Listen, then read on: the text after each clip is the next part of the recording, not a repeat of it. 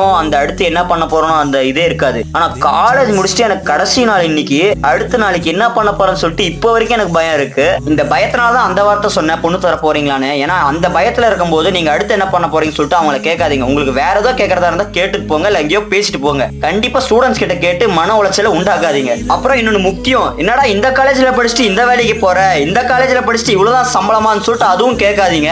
உண்மையை சொல்லணும்னா காலேஜ் முடிச்ச ஸ்டூடெண்ட்ஸ் கிட்ட நீங்க தயவு செஞ்சு எதுவும் பேசிடாதீங்க. ஆனா ஒண்ணுங்க, காலேஜ் முடிஞ்சிச்சுன்னு சொல்லிட்டு இப்ப சொன்னா கூட என்னால நம்ப முடியல. ஏன்னா அவ்வளோ என்ஜாய்மெண்ட் பண்ணோம். கடைசி வருஷம் தான் எனக்கு காலேஜ்னா அது என்னன்னு புரிஞ்சிச்சு. ரொம்பவே காலேஜ் நான் வெறுத்துட்டேன், எப்படா காலேஜ் முடியும்னு. ஆனா கடைசி வருஷம் தான் எனக்கு ரொம்பவே பிடிச்சிச்சு. ஃப்ரெண்ட்ஸ் எல்லாருமே நல்லா இருங்க, எங்க போனாலும் யாரையும் மறந்துடாதீங்க, டச்லயே இருங்க. உங்களுக்கு பிடிச்ச வேலை செய்யுங்க, இல்ல பிடிச்சதை படிங்க. யாரு நம்மள என்ன சொன்னாலும் நம்ம சோனா விஸ்காம் ஸ்டூடெண்ட்ஸ் தான். நான் எங்க சோனா காலேஜ் பத்தி சொல்லி முடிச்சிட்டேன். அடுத்த வீடியோவில் நானும் உங்களை சந்திக்கும் வரை நான் உங்கள் கே கோகுல்.